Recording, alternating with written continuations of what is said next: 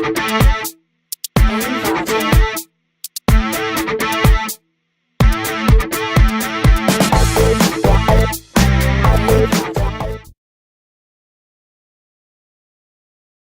the courtesy, I can't speak Portuguese. I want to say first of all what an honor it is for me to be on the same stage with Tim Berners-Lee. What Tim did 20 years ago when he invented the World Wide Web was a pivotal moment in the democratization of the internet, making it possible for everyone to connect to it. I want to thank Ben Hammersley for moderating, and my friends Paco Raigueles and Juan Negrillo, and everyone in the campus party. It's been a pleasure for me to see some old friends here in Brazil, like Marina Silva and several others. And before I say a few words, we're going to have a conversation after these opening comments. But before I make my opening comments about the internet and the World Wide Web, I would like to say from my heart a word of sympathy to all of the victims in Brazil of the mudslides and the flooding. I know that this nation has been undergoing a great trauma, and the world is with you. We understand how much pain this has caused to so many families. I would also like to say briefly that we are at a turning point in the history of world civilization. We are here to talk about one of those turning points. The early days of the internet are still with us. The potential for the internet and the World Wide Web is vast. But we are also in crucial days where global warming is concerned. The climate crisis has been predicted for a long time to make large downpours like the ones in southeastern Brazil much more common. We have seen in the last 10 months epic flooding in Pakistan, epic flooding in Australia, epic flooding in Colombia, on the other side of South America, in my home city of Nashville in the United States, and in many other locations. Every day we are putting 90 million tons of global warming pollution into the atmosphere. 20% of it that we put up today will still be there 20,000 years from now.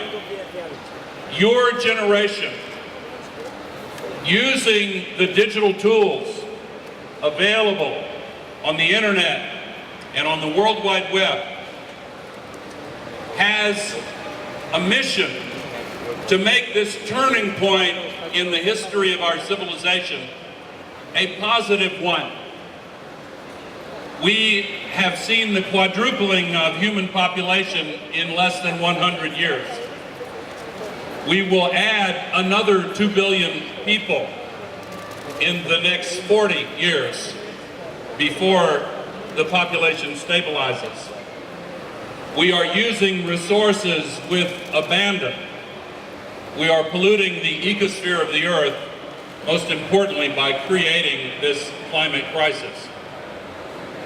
But you have seen for yourselves the way the internet can empower individual men and women who care about something better, a better world, a better future.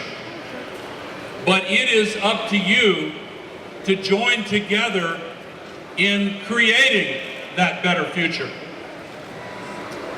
Hundreds of years ago, the rebirth of the ancient Greek dream of democracy came in the wake of an exciting new technology for communications, the printing press. The Enlightenment followed. Free markets and free governments came in the wake of this new ability people had to connect to a world of ideas and to select those ideas and those bodies of knowledge that were most interesting to them and seemed to be most closely approximating the truth. In more recent decades, over the last 60, 70 years, the communications technologies of first radio and then television have served in some ways to dumb down democracy, to turn citizens into consumers, to turn the populace into the audience with one-way flows of communication, with people sitting back and simply consuming what was put on their television screens. But starting 20 years ago, and starting before that with the antecedents, but truly starting with the World Wide Web, this new ability for individuals to connect to one another digitally and to explore a universe of knowledge at their own pace according to their own curiosity and to connect to others who had common interests has reawakened the possibility that we can bring democracy to vivid life, that we can have free markets that are truly free, that we can pass on education and values to the next generation in a much more powerful way. But the way you use these tools is critically important. Follow your hearts toward something better. Don't give up. Keep the dream of free people alive. Don't let, and I echo in my closing words before we go into the interchange, the same sentiment that Tim Berners-Lee expressed. Defend the internet.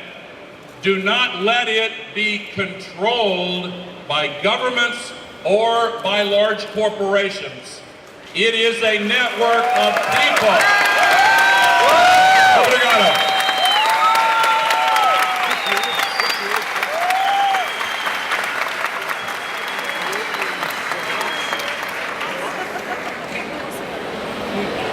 Well, thank you very much. I think we should really open the conversation